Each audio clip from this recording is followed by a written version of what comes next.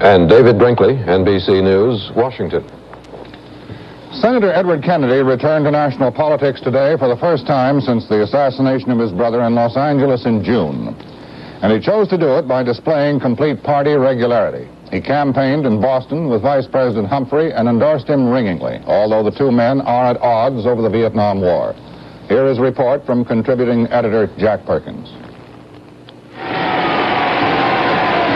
Humphrey today was going for crowds. He hadn't had many so far this campaign, but today in Boston was arranged by one of the best political advance men in the business, Jerry Bruno, who used to conjure up crowds for John and Robert Kennedy. And Senator Edward Kennedy agreed to join Humphrey today. They chose the busiest downtown intersection at noontime, and they got crowds, including some they didn't want.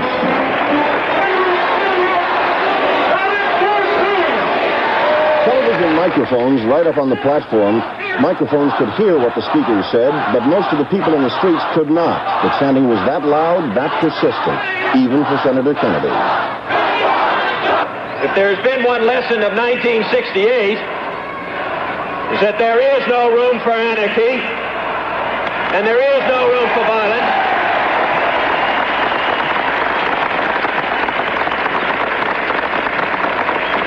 And there is no solutions to the difficult and compelling problems that we face today here in this United States and around the world by shouting and screaming.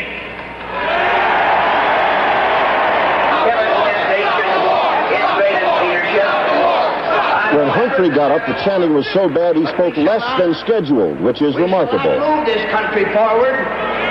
We shall not move this country forward if this nation of ours is to be plagued by those who would deny free speech, if it is to be plagued by those who would deny freedom of assembly, if it is to be plagued by those who seek to shout down those who express the voice of reason. And I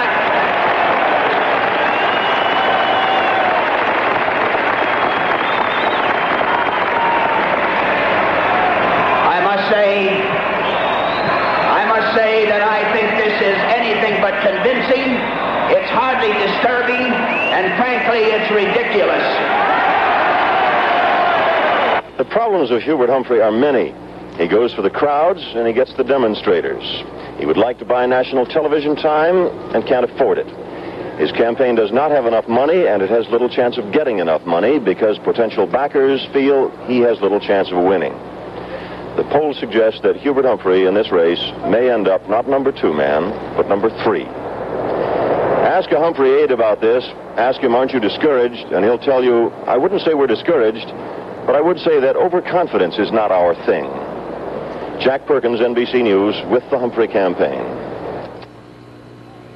The Huntley-Brinkley Report is produced by NBC News and brought to you in color by Geritol, America's #1 tonic. Geritol, the high-potency tonic that helps you feel stronger fast. Ever wonder why you feel so tired? Well, this could be the answer. Iron-poor blood cells like these. If that's so, take Geritol to build more blood cells. Better shape, rich in iron like these. Now, the great majority of tired people don't feel that way because of iron-poor blood, and Geritol won't help them. But millions do have iron-poor blood, and you could be one of the many who are tired for that very reason and need Geritol. Just 2 Geritol tablets give you twice the iron in a pound of calf's liver. Geritol iron enters your bloodstream fast, carrying strength throughout your whole body. So, for iron-poor, tired blood, take Geritol and feel stronger fast. If you're over 35 and suffer from irregularity, take Seritan. Seritan taken daily gives you the moisture and bulk you may need to get regular and keep regular. 2 teaspoons of Seritan gives you as much bulk regulator as you get in 7 apples. So after 35, take Seritan for daily regularity. United Auto Workers President Walter Reuther made the first of a series of appearances before union meetings asking members to vote for Hubert Humphrey. NBC News correspondent Fred Briggs reports from Cleveland. And if you try to... The 500 delegates heard Walter Reuther give his choice for president, Hubert Humphrey, and were urged to make the same choice themselves. Reuther attacked Richard Nixon and Republicans in general. Then he turned to George Wallace on the issue of law and order. And I think we've got to be honest with ourselves and say to ourselves that George Wallace is appealing to fear and frustration in this country, that's essentially the view. And if people think you can elect a man who's building on fear, he will destroy America, because fear will eat away America.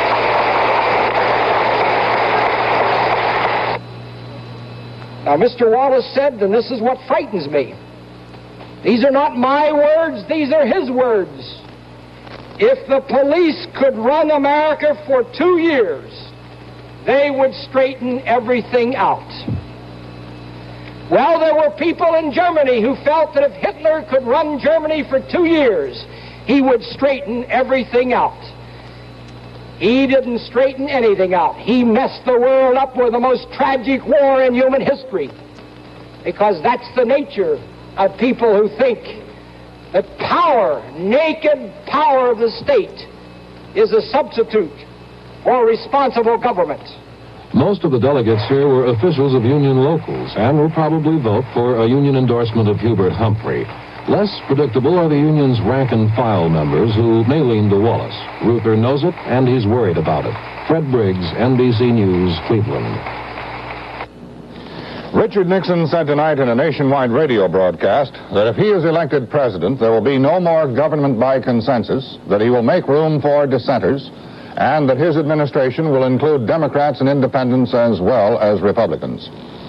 New York Governor Nelson Rockefeller in San Francisco for a Republican fundraising dinner said that the Soviet Union's contention that it has the right to intervene militarily in West Germany poses one of the most serious dangers to world peace since World War II.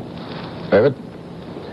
Senator Muskie of Maine is campaigning for vice president, but he also gives the impression that he is campaigning to save the system. Nobody is sure how many votes he is winning, but his message is that if all those who don't get what they want try to destroy the country, they may succeed. And if they do, there will be nothing for anybody. It is an interesting and somewhat unusual campaign he is running. NBC News correspondent David Burrington has been with him for some days, and here is his report. This was Baltimore's I Am an American parade, and it was symbolic of the kind of parade Senator Muskie has been leading up and down the country this past week. His main message has been that whoever wins, the election must prove that America still works. Our job, after all, is to demonstrate that our system of government can survive in a crowded society. To demonstrate that reason can rule passion, that communication can replace confrontation. The senator has crisscrossed the nation talking about reason and the old American values, from suburban Youngstown to Las Vegas. It hasn't won him any headlines, and the crowds have often been small, but they have been enthusiastic. The single greatest concern is that America, with all its protest, may be tearing itself apart. And he's especially critical of those young radicals and militants who are giving up on the system because their demands are not met. They want instant success. Well, America wasn't made by people who achieved instant success. And it takes time and persistence and persistence and persistence to win victories in a democracy where everyone's got the right to try himself.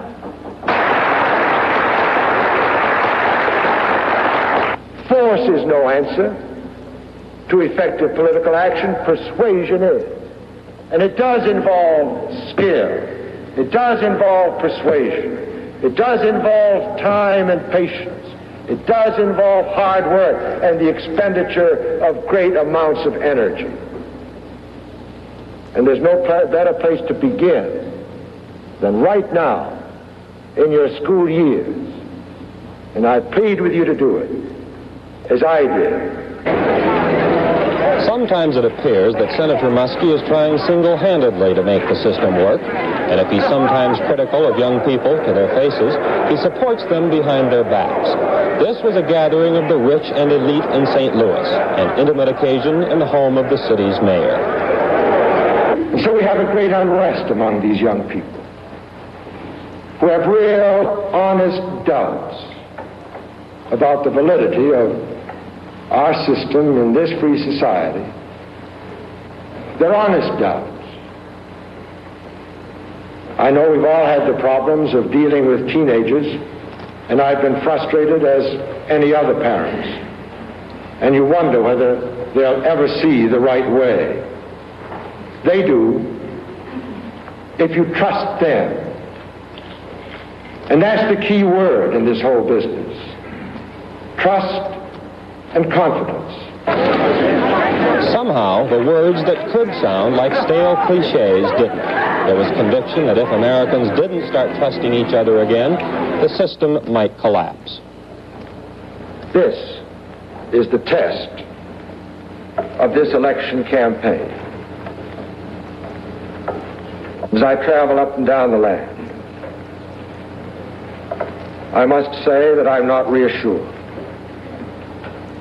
that we can meet it. Division appears to grow on every side. Individual Americans are attracted more by appeals to division than they are by appeals to unity. Americans are attracted more by the privilege of dissent than they are by the responsibility for resolving differences.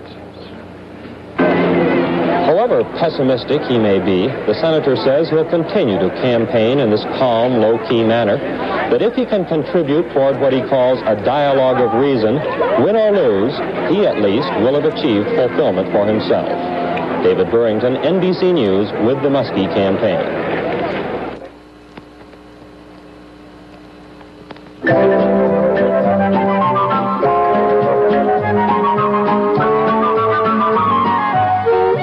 I couldn't get through the day without coffee. Creamy coffee. But who uses cream anymore? I use Cremora, the instant non-dairy creamer from Borden. Gives my coffee golden color and the flavor of cream. With only 11 calories a level teaspoon. Stir in Cremora and never miss the cream. Cremora from Borden. Having problems with your daughter's boyfriend? Send him back to his family. All you need is some Mystic package sealing tape. Have trouble keeping your socks up? You wouldn't have used Mystic clear tape. Do your straight lines look like straight lines? They would if you used Mystic masking tape. Have a note you don't want overlooked? Use Mystic plastic coated cloth tape. It comes in 14 colors. For other problems, other solutions. All with the name Mystic. A Naval Reserve Officers Training Corps building at the University of Washington in Seattle was badly damaged last night by fire. Firemen said the blaze was set. At Columbia University in New York, registration was resumed today without interruption. It was halted Wednesday when radical students fought with campus police. The head of a government employees association charged last night that a new radar system installed to handle traffic at New York's 3 main airports does not work, and it asked that it be abandoned. NBC News correspondent Jeffrey Pond reports. Since August, the men who control flights at New York's 3 airports have worked in one room using common radar facilities. Before, they worked at separate locations. They say the new equipment doesn't function properly. The danger of collisions has increased. The controllers report their radar scopes break down 4 to 5 times a day. Whenever the radar scopes go off the air, the planes are lost to those controllers. Now, they, of course, have stopgaps. There are other radar in the New York area which can be overburdened with this traffic, and they have procedures to operate airplanes when radar capability is out. But this requires a much higher separation than when radar is working. And incidentally, this radar will not show a turn of an airplane almost immediately, but requires about 4 or 5 sweeps of the scope. And I can't give the exact time, but it's a substantial length of time before the controller can ascertain that the aircraft has turned and to what his new heading is. Have there been breakdowns in which the controllers literally don't know where the aircraft are? No, there are no such breakdowns where the controller does not know where the aircraft is. There have been failures in the large screen display, as I pointed out. However, we have the immediate capability of reverting to a redundant radar display. In addition, let's assume through some stretch of the imagination that all radars fail. We still have the capability of reverting to a manual system of control, standard non-radar separation. The air controllers insist that radar failures have increased the chances of mid-air collisions. They estimate that at least 4 near misses occur daily around New York. The FAA replies that its procedures are as safe as ever, and that if pilots and controllers use the new system properly, there is absolutely no danger of collisions. Jeffrey Pond, NBC News, at Kennedy Airport. The California Board of Regents met today in Los Angeles to consider demands that Eldridge Cleaver be forbidden to lecture at the Berkeley campus.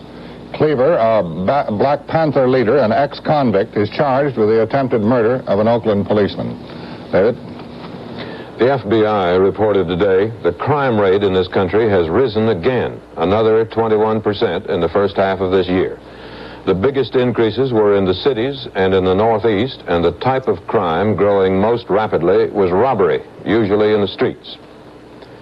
The House has cut the foreign aid program deeper than it's ever been cut before, down to $1.6 billion. The director of the aid program said that was a shocking retreat from responsibility.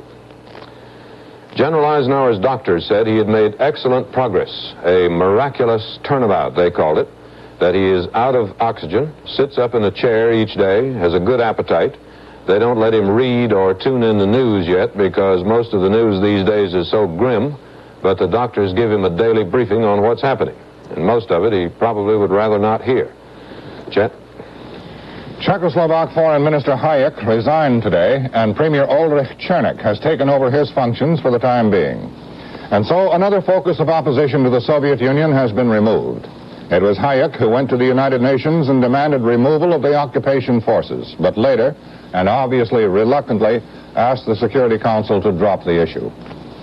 South Vietnamese battle deaths have exceeded American losses for 2 months. Last week, 217 Americans were killed.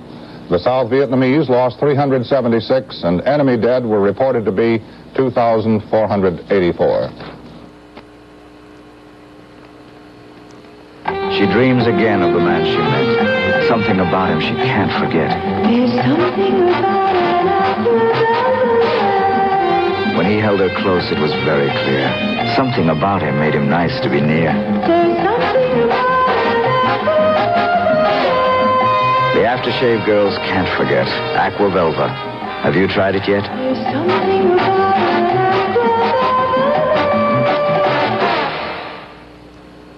The Huntley Brinkley Report continues, brought to you by Should a gentleman offer a tipperillo to a lady?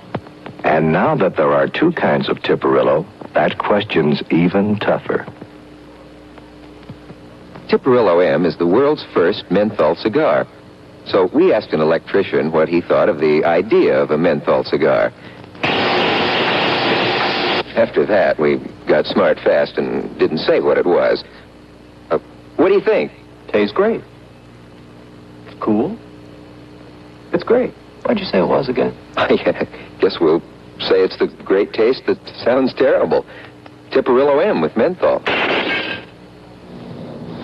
There was no progress today toward ending the teachers' strike that has kept New York City schools closed for 7 days.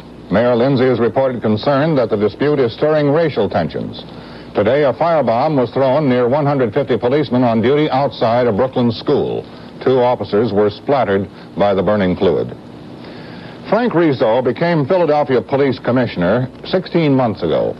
He inherited a city in which racial hates had produced 1 major riot and dozens of disorders. Since then, there have been changes. NBC News correspondent Ron Nesson reports in the 4th in our series on Metropolitan Police. This demonstration by black school children last November was one of the few which Philadelphia policemen have put down with brute force since Frank Rizzo became police commissioner. 1,000 other demonstrations in the last year and a half, including the recent Black Power Conference, were kept cool with much less force. In many cases, a few special policemen in casual clothes blending in with the crowd were enough. But Rizzo has immense power ready in case the restrained approach fails. busloads of uniformed policemen fully equipped for riot duty stand by to roll in times of tension. The buses are parked in out-of-the-way places, so the very sight of police power does not provoke riots. The head of the Canine Corps says he can clear a street of 5,000 people with only 4 dogs and 4 men. He has 65 dogs. Philadelphia's Police Commissioner Rizzo also has in reserve a fleet of cruisers carrying sharpshooters, tear gas, and an arsenal of weapons. He has an arrangement to borrow tanks from the National Guard. But he has never used this force. Instead, he and his policemen have learned to cool down trouble before it boils over. They keep order by using their heads instead of their nightsticks. For instance, Negro policemen have been recruited. 22% of the force is black. Negro officers have been given top command jobs. In ghetto precincts, half the policemen are black, half white. A certain form of aggression is built. Experienced policemen are urged to go back to school. The police department and Temple University have arranged special classes on civilian rights, ghetto problems, understanding people. 250 policemen attend on their own time and their own money. They're aggressive because of past conditions. And here you come along minding your own business, and bang, you get it. And you have nothing to do with it. What do you think about this? Yes? We do have something to do with it, because it's your job to protect people. And if a situation arises where the crowd gets out of hand and becomes a mob, it's your job to do something about it. New policemen are introduced to people on their beats to eliminate suspicion and hostility on both sides. Mr. Cohen, I brought some recruits fresh from the academy. We're taking them around, introducing them to our business people and friends in the community. Before a man gets this far, he must pass a psychiatric test and character investigation, designed to screen out men with violent temperaments. You men come up and meet Mrs. Cohen. Happy to know you, Mr. Brookhouse. Once a month in each of the 22 police precincts, an officer holds a neighborhood meeting to hear complaints before the complaints fester into trouble. Philadelphia's ghettos potentially are as explosive as those in any big city. One young militant claims the power to put 30,000 black rioters into the streets. But Rizzo and such militants have reached a truce, based partly on fear, partly on respect. You can be militant and make your points and do all the things that this government permits under our Constitution, but then when we get to the other side of the coin where you're militant and destructive, burn cities and do all the things that no one wants to happen, then this is the time that the police must react, and react strongly and quickly and brook no nonsense. Anyone could be a goon, but it takes a heck of a man to be a commissioner and have the throttle on that many men that leaves the streets with bit pistols, sticks, tear gas. Somebody at the top must control them. When you can look in the mirror the next morning and shave and know that you've done what was right by all the people, this is the part that counts. You can settle more things by phone than you can by helicopter with machine guns. So this is the way we play it. I respect him, but I love my men also. And I'm not going to lead them into something that'll get them killed, no. The police are not going to take any nonsense.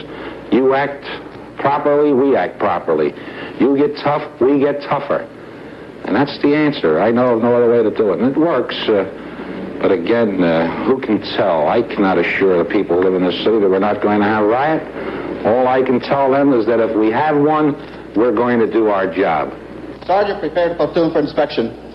Rizzo's policemen follow him with blind loyalty. They are tough, but they also are fair. It has worked. Philadelphia has something approaching law and order without repression. Ron Nesson, NBC News, reporting.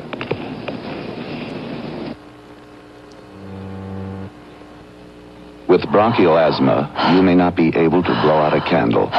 But now Broniton, like a surge of adrenal fluid, works to restore free breathing, also helps clear lung passages. With asthma, lung passages are blocked. But now Broniton unblocks lung passages and more. Its exclusive formula liquefies mucus to help clear lung passages. Now Broniton, like a surge of adrenal fluid, works to restore free breathing, and it helps clear lung passages. Get Broniton now. Here are 2 packaged spaghetti dinners.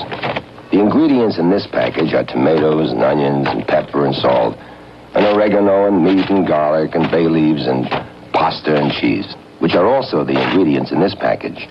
One package takes you 4 hours to cook.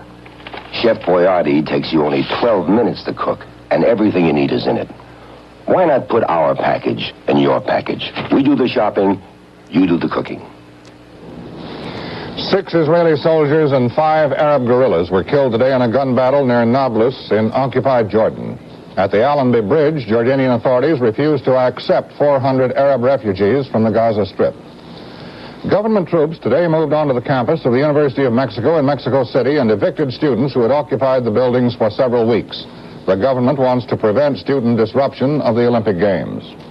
In Nanterre, a suburb of Paris, 40 radical students occupied a dormitory, and today the dean of the college resigned, saying he could no longer face the prospect of student revolt. Prices advanced slightly today in heavy trading on the New York Stock Exchange. The Dow Jones Industrial Average went up almost a point, and the value of an average share of common stock increased 8 cents. David? Anyone over about 30 can remember when the Democrats owned the South and when the Republicans in most places didn't even bother to run. A Southern senator said one time, "We're all in the same party down there. There are no issues, so we have to deal in personalities. If you agree with your opponent on everything, there's really nothing to do but to call him a liar and a thief." Well, so far as the presidency is concerned, that is all over and has been for years. Now, today, 5 officials of the Georgia state government and leaders of the state's Democratic Party, 5 of them, announced they were turning Republican. The fight at the convention and the unseating of half of the Georgia delegation was one cause. Beyond that, they said they were tired of undisciplined violence and bad economics. So they resigned from the Democratic Party and joined the Republicans. The Republican National Committeeman from Georgia heard this news and said, "I think we have arrived." Good night, Chet. Good night, David, and good night for NBC News. Phillips 66 Trop Arctic motor oil is for the birds and the trees and the flowers because it helps prevent air pollution. Trop Arctic keeps your engine clean, so the anti-smog device on your car will keep working. The secret is a patented detergent additive made only by Phillips 66. It gives Trop Arctic a cleaning capacity even beyond new car warranty requirements. Trop Arctic soaks up engine blow-by gases and fumes and holds them in suspension so they can't settle and clog the system or cause expensive corrosion damage to your engine. When you change oil, the dirt just drains away and the air stays cleaner, which makes it nice all around. For you, for your engine, for the birds. Change to Trop Arctic, the anti-pollution motor oil, only from Phillips 66, where it's performance that counts.